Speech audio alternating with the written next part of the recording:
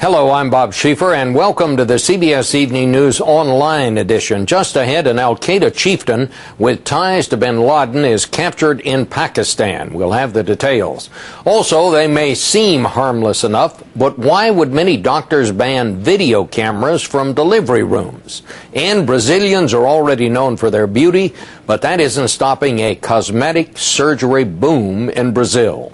Our series, Beautiful World, rolls on. It's all starting now on the CBS Evening News Online edition. One of Osama bin Laden's closest advisors has been caught, a man that President Bush today called a direct threat to America. Police in Pakistan captured him after a wild shootout, and they say he is the man behind 2 assassination attempts on their leader. Jim Stewart's in Washington tonight. He's tracking the story and has our report. If his before and after mugshots are any indicator, it's not easy being on the run as an al-Qaeda chieftain these days. Abu Faraj al-Libi looks like he was just pulled face first out of a cave. Actually, the Pakistanis say they captured him after a firefight north of Peshawar on Monday, continuing a pattern of big al-Qaeda captures inside Pakistan, including 9/11 planners Khalid Sheikh Mohammed in Islamabad and Ramzi bin al-Shibh in Karachi. For the Pakistanis, this arrest was personal. Faraj was involved in 2 assassination attempts against their president Musharraf, and U.S. officials say there is evidence he was in roundabout communication with Osama bin Laden while planning new attacks inside the United States. He was a major facilitator and a chief planner for the al-Qaeda network. His arrest removes a dangerous enemy who is a direct threat to America. Faraj's name first popped up in public after raids last year netted computer disk indicating bin Laden was communicating with his troops through couriers and that Faraj, a Libyan, was part of that inner circle. Then the Pakistanis went public with their search, offering a reward and running most wanted ads in local newspapers. They got their big break, they say, when informants told them foreigners had been spotted in the area. The obvious question now is, does this get us any closer to capturing Osama bin Laden? The answer you get back is, well, maybe, because it could be just enough to scare him into changing hiding places, and if he does that, Bob, there's always the chance that he could be spotted. Jim, every time they capture one of these people, they say he's the number 2 or the number 3 or one of the very top advisors to Osama bin Laden. Is this really a big deal, or is this just another in a series of people who have been caught? Bob, they think this is the real deal. The man who planned 9/11, Khalid Sheikh Mohammed, was clearly a top organizer. This man, they say, moved into his spot less than a year ago and was actively planning another strike in the United States. Okay, thank you, Jim. Another long-held medical belief has just been put to the test, and it failed. A procedure called an episiotomy was supposed to prevent torn tissue and other complications when a woman gives birth. Now researchers have concluded it does not help and could do more harm than good. Many modern parents like to videotape the birth of their children, or at least the first one, as a keepsake. But now they are often getting a flat-out no from doctors. There is a story there, and Cheryl Atkinson has it. When the Malones recorded the birth of their son, Ian, they never imagined the video would become Exhibit A in a lawsuit over Ian's brain damage. Oh, beautiful. It happened at a birth center, not a hospital. The video shows a chain of events not reflected in the midwife's records. You could just barely pick up these little whispered conversations. Are you getting a heartbeat? No, well, I thought I heard one for a second. But at the same time they're saying all that, the chart says good fetal heart tones. Come on, baby. Then Call 911. the camera is put down but still on when rescue workers arrive, and listen to what they're told. Normal delivery? They're told Ian had stopped breathing after he was born for a much shorter time. Because the ER didn't get the true version of events, Ian's parents say he didn't get the treatment that could have prevented some brain damage.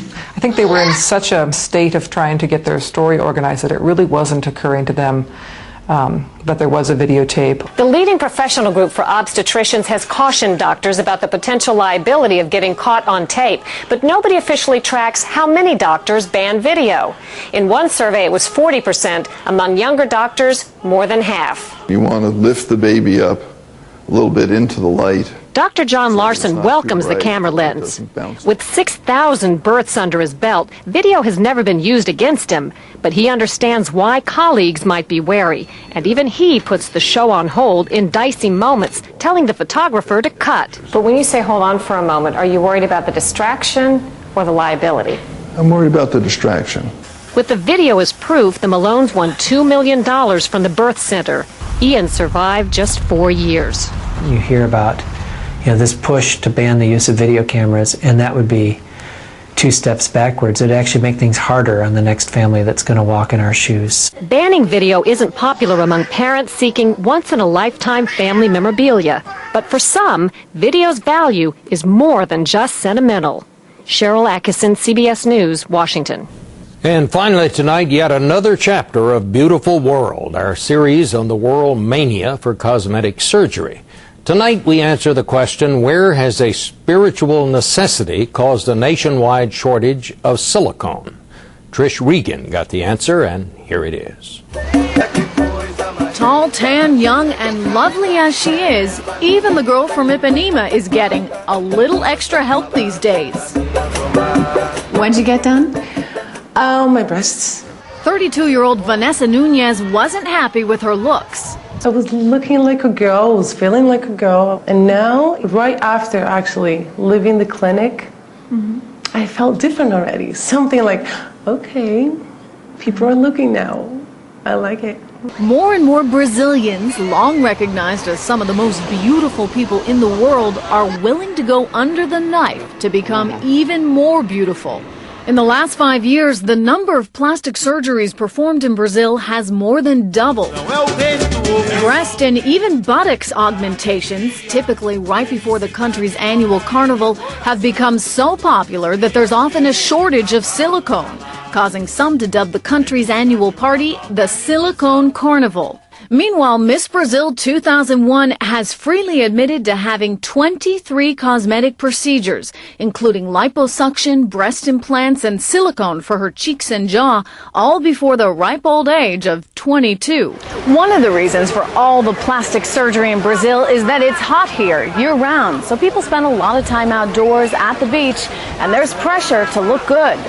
The man said to be behind this Brazilian craze is Dr. Ivo Pitanguy. Oh, it's beautiful. He says looking good is not a luxury, but a spiritual necessity. If you correct the defect, whether aesthetic, whether reconstructive, it's not important. It's important that you should be in peace with yourself, in harmony. Which for Vanessa means not only feeling, but looking like a woman. To her, the risks and the pain of plastic surgery were worth it. Would you advise your friends to get this done? Definitely. Don't even think twice. Get it Please done. go get it done. Because in a place like Rio, where vanity is actually admired, the girls from Ipanema have an image to live up to. Trish Regan, CBS News, Rio de Janeiro, Brazil. More stories are just a click away, but don't forget to join me on television for the on-air edition of the CBS Evening News on Thursday's broadcast. You could call it a cosmetic surgery family affair. You'll meet 5 women from the same family who went to the same surgeon at the same time. Our week-long series, Beautiful World, continues. For CBSNews.com, I'm Bob Schieffer.